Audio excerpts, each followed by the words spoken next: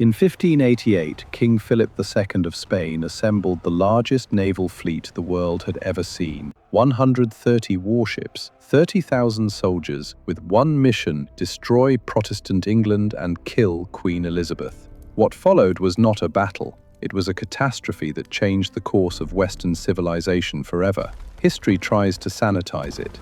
Textbooks turn it into a neat game of chess. Kings moving wooden pieces across a painted board, red arrows pushing against blue arrows. But history is a liar. There were no neat lines in the English Channel. There was only splintering oak and freezing black water, the smell of burning pitch, and the screaming of 30,000 men sent to die for a ghost. Look at the man in the shadows, deep inside the Escorial Palace, high in the barren mountains of central Spain. The air is cold here. The stone is damp. The corridors smell of myrrh, incense, and old wax. This is where the king works, King Philip II. He does not lead from the front. He does not swing a heavy sword on a muddy battlefield. He leads from a wooden desk. He is a clerk, a fanatic draped in heavy black velvet. He spends his days drowning in endless paper, reading intelligence reports from the Americas, from Italy, from the vast, sprawling Netherlands. His empire spans the globe. The sun never truly sets on his ambition. He can buy armies. He can buy entire nations. Silver from the New World flows into his treasury in endless rivers. Gold fills his unlit vaults. But it is not enough. It will never be enough.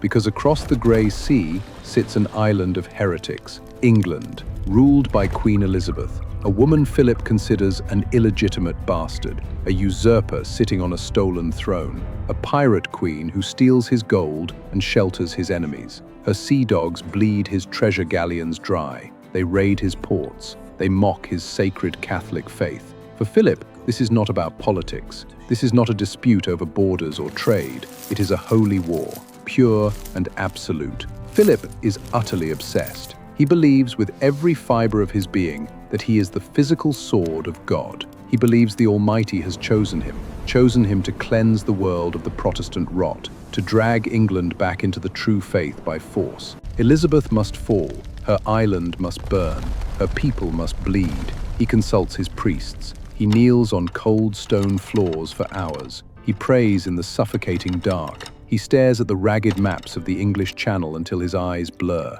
He makes his decision. He will build a fleet, an armada, a force so massive, so apocalyptic, that the English will drop their weapons and surrender the moment they see the sails rising on the horizon. His admirals beg him to reconsider. His veteran sailors warn him of the autumn gales. They tell him the sea is treacherous. The English sailors are fierce, unpredictable. The logistics of moving 30,000 soldiers across the unpredictable ocean are a nightmare. It cannot be done. Philip ignores them all. He does not listen to mortals. He listens only to heaven. God will give us the wind, he says. He smiles in the dark. He is certain, absolute, terrifying, unshakable certainty. And certainty is the deadliest trap a king can build for himself.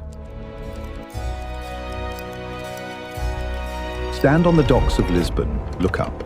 The galleons block out the sun, massive floating castles of oak and pine, bright pennants snapping in the wind, hundreds of brass cannons gleaming under the Iberian sky. They look unstoppable, a towering wall of imperial power.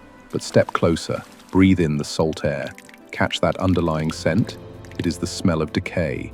The Great Armada is rotting from the inside out. Long before the first shot is fired, preparation is a hungry, vicious beast. It demands supplies, endless supplies, and Philip's empire is choking on the cost. The corruption runs deep in the shipyards. Profiteers steal the good, seasoned timber. They line their velvet pockets with royal gold. They replace the good oak with green, unseasoned wood. They build the fleet's water casks out of it. It is a quiet death sentence. As the ships sit baking in the harbor, the green wood dries. It warps, it shrinks. The iron bands slip away. The fresh water leaks straight into the filthy bilges. What remains inside the barrels turns brackish, then green, then black. It becomes poison. Then comes the food. The salted beef is packed in cheap, leaky barrels. The protective brine slowly drains away into the dark. The meat turns black. It festers. It crawls with maggots. The ship's biscuits are baked in a frantic rush, cut with cheap, gritty flour. They crumble into dust in the hands of the crew. They are infested with weevils before they even leave the bakeries. And the men? Look at the faces boarding these doomed vessels. These are not seasoned sailors. They are farm boys from the dry hills of Andalusia, poor laborers, mercenaries from Italy, shepherds who have never seen the ocean, let alone sailed across it. They are marched onto the decks in their tens of thousands. They are terrified, crammed into the dark, stifling, stinking bellies of the galleons, shoulder to shoulder in the suffocating heat. Disease rips through the fleet while it is still tied securely to the dock. Dysentery, typhus, the bloody flux. Men are dying in their own waste, coughing up blood in the dark. They haven't even seen the English coast, yet their emaciated bodies are already being thrown overboard into the murky waters of Lisbon harbour. And who commands this rotting, diseased beast? The Duke of Medina, Sidonia. He is a grandee of Spain, a nobleman of the highest rank, a brave man, an honest man, and completely, tragically wrong for the job. He is a soldier of the land, a man who gets violently seasick on a gently rocking rowboat. When Philip names him Captain General of the Ocean Sea, the Duke panics. He writes a desperate, pleading letter to his king. He begs to be excused. He confesses he knows absolutely nothing of naval warfare. He knows nothing of the winds. He warns that the fleet is unready, that the food is rotting, that the mission is suicide. Philip refuses to listen. The king is blind to reality. He only sees a lack of faith. He commands the Duke to obey, to trust in God, to sail. Medina Sidonia bows his head. He accepts his fate. The final orders are shouted. The heavy hemp ropes are cast off. The massive iron anchors rise from the harbour mud. The great white sails unfurl, catching the ocean wind. The wooden beast groans. The Armada heads out into the unforgiving open sea. Not an unstoppable invasion force, but a floating graveyard. July, the jagged coast of Cornwall. The air is thick with summer fog. A solitary English lookout stands on the Lizard Peninsula, staring out into the grey mist, waiting. Then, the fog tears open. A crescent moon of canvas and timber rises from the water, 7 miles wide, 130 ships, sweeping up the channel like a massive, unstoppable scythe. The warning beacons are lit. Fire leaps from hilltop to hilltop, across the moors, across the valleys.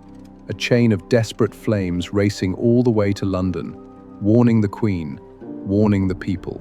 The monster has arrived. In Plymouth Harbour, the English fleet is waiting, commanded by Lord Howard, and guided by the pirate himself, Francis Drake. They do not panic. They warp their nimble ships out of the harbour. They catch the wind. They slip behind the massive Spanish formation. And then they strike. The opening clash is deafening. Cannons roar. White smoke chokes the sky. Splintering oak, screaming men. The Spanish galleons are terrifying to behold. They sit high in the water, floating fortresses, but they are heavy, lumbering. The English ships are entirely different, low, sleek, built purely for speed. They dart in like wolves. They unleash a brutal broadside, and they slip away before the Spanish can even turn their heavy guns. The Spanish commanders are furious. They stand on their blood-slicked decks, waving their heavy swords, screaming across the water, begging the English to come closer, to throw their grappling hooks, to board the ships, to fight hand to hand, like real men. The English refuse.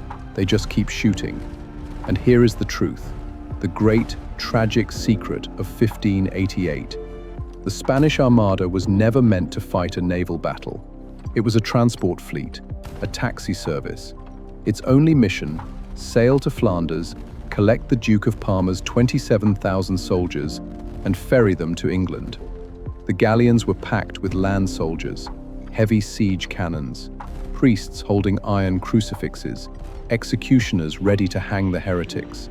They brought an unstoppable land army to a sea battle they were never designed to win. It is a fatal absurdity, an empire's pride turning into a slaughterhouse. Their massive cannons are too clumsy. Their gunners are artillerymen, used to firing from solid dirt. The English guns are mounted on sleek naval carriages. They are far faster, far deadlier.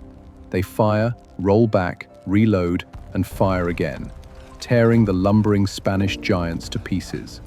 The Spanish soldiers are trapped, locked inside their floating wooden castles, unable to touch the fast-moving wolves tearing at their edges, bleeding, dying, completely helpless. And just like that, the myth of Spanish invincibility begins to crack. The harassment continues for a grueling week, a relentless grinding pursuit up the channel. Finally, the Duke of Medina, Sidonia, gives the order, drop anchor. They stop off the coast of Calais. He sends desperate messengers to the Duke of Parma in Flanders. We are here. We are waiting. Bring your vast army. Let us cross. But Parma is trapped.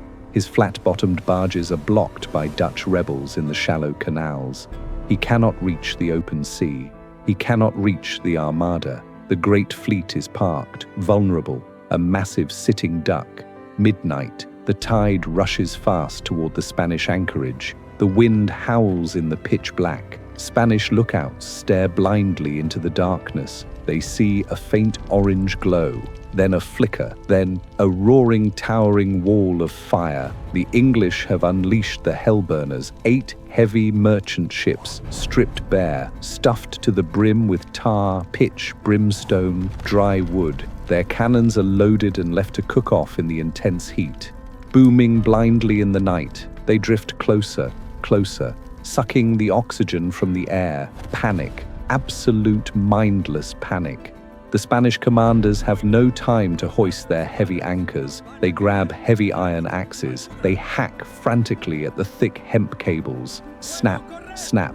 The anchors drop to the ocean floor, gone forever. The unbreakable crescent formation shatters in an instant. Ships smash into each other in the terrifying dark. Rigging tangles, hulls grind and splinter. The majestic Armada scatters into the treacherous North Sea like frightened prey. Morning breaks. The Battle of Gravelines begins. The Spanish fleet is disorganized, adrift, separated from their protectors. The English smell blood. They close the distance. They no longer fear the giant galleons. They bring their ships to within musket range. They unleash hell. Broadside after broadside smashes into the Spanish hulls. The heavy oak shatters. Iron cannonballs tear through the crowded decks. Wooden beams turn into lethal flying shrapnel. Men simply disappear. The Spanish flagship, the San Martin, takes the brunt of the fury. It is targeted by the English wolves, hit over 200 times. The holy banners are shredded into rags. Bright red blood pours from the scuppers. The drainage holes on the side of the ship, spilling down the wooden hull and into the grey ocean. The Spanish fight back. They fight with terrifying, desperate bravery. Priests stand on the blood-slicked decks. They hold simple wooden crucifixes high into the blinding smoke. They chant Latin prayers while the world literally ends around them, offering absolution to the dying. But bravery cannot invent gunpowder. The Spanish ammunition runs completely dry. One by one, their great guns fall silent. The men stand on the decks, empty-handed, staring across the water. They are beaten, broken, waiting for the final, fatal blow. Then, the sky shifts, the wind changes. A fierce, howling gale kicks up from the south. It catches the tattered, bullet-riddled Spanish sails. It pushes the battered, bleeding Armada north, into the cold, into the unknown, away from the Duke of Parma, away from salvation, and away from England forever. The invasion is over, but the nightmare has just begun. Look at the worn maps on the captain's table. The English Channel is a closed door. The English fleet sits behind them, watching, waiting, a wall of timber and iron. There is only one way home for the broken Armada. It is a death march, north, up into the freezing, uncharted waters around the tip of Scotland, and then down the savage, merciless western edge of Ireland. They are sailing blind. They have left their heavy anchors on the bottom of the sea at Calais. They have no charts for these violent, churning northern waters. Their massive oak hulls are riddled with cannon holes, patched with melted lead, canvas, and desperate prayers. Inside the freezing dark of the lower decks, it is a waking nightmare. Men are rotting alive. The water barrels are completely empty. The food is literal poison. Scurvy blackens their gums and loosens their teeth. Typhus boils their blood. They are starving, huddled together in the dark, shivering in their once proud velvet coats. To save what little foul water remains, the commanders are forced into a terrible choice. They give a horrific order: the horses. The beautiful, terrifying Spanish cavalry horses, raised on the sun-baked plains of Andalusia, brought all this way to conquer a kingdom. They are blindfolded, led up from the stifling holds to the edge of the swaying decks, and they are pushed, one by one. Hundreds of magnificent animals plunge down into the freezing Atlantic. The starving sailors stand at the rails, watching in dead, hollow silence. The horses swim frantically, thrashing in the icy, towering swells, desperately trying to follow the wooden hulls of the fleeing ships, their wide, terrified eyes pleading with the men above, until, one by one, pure exhaustion pulls them down beneath the dark, grey waves. And then, the sky turns completely black. The autumn gales arrive. The English will later call it the Protestant Wind, a sign of God's divine favour. But out on the churning water, there is no God. There is only the storm. It is the worst weather system in living memory. The ocean rises up like a moving mountain range. Black waves the size of cathedrals crash down on the shattered, defenseless galleons. Ships simply vanish in the dark, swallowed whole by the screaming abyss. Others are pushed relentlessly toward the Irish coast, a coast made of razor-sharp stone, merciless, towering cliffs looming out of the driving mist. The deafening, sickening crack of timber against solid rock echoes through the howling wind. Grand ships tear apart like wet paper. Thousands of men are thrown into the freezing, violent surf, lungs filling with salt water. Those who do not drown manage to drag themselves onto the black beaches of Ireland, shivering, starving, gasping for life. But there is no salvation on the shore. English garrisons and local clans are waiting for them in the driving rain. They strip the desperate survivors of their wet velvet and gold chains. They slit their throats on the cold sand, leaving their bodies to the gulls. The desolate beaches become a graveyard for Philip's holy dream. Far away, back in the suffocating silence of the Escorial Palace, the cold, damp stone feels heavier than ever before. King Philip II sits completely alone at his massive wooden desk. The candles burn low, casting long shadows. The endless mountains of paper are still there, the gold still flows, but the absolute certainty is gone. Look out at the grey ocean now. It is quiet, it is cold, it is completely indifferent. Beneath the crashing waves off the Irish coast, deep in the freezing, absolute dark, lie the shattered bones of an empire's pride. Giant galleons buried forever in the shifting sand, heavy iron cannons rusting in the salt. The sea does not care about kings. It does not care about righteous crusades. It does not care about the fatal arrogance of men. Listen to the water. It is the only thing left speaking. Thank you for walking into the dark with us. This is the Iron Epoch. History is not made of ink and parchment. It is made of iron, blood, and salt. Philip thought he could command the wind. He thought he could bend the sea to his will. The ocean proved him wrong. But human arrogance, it never truly dies.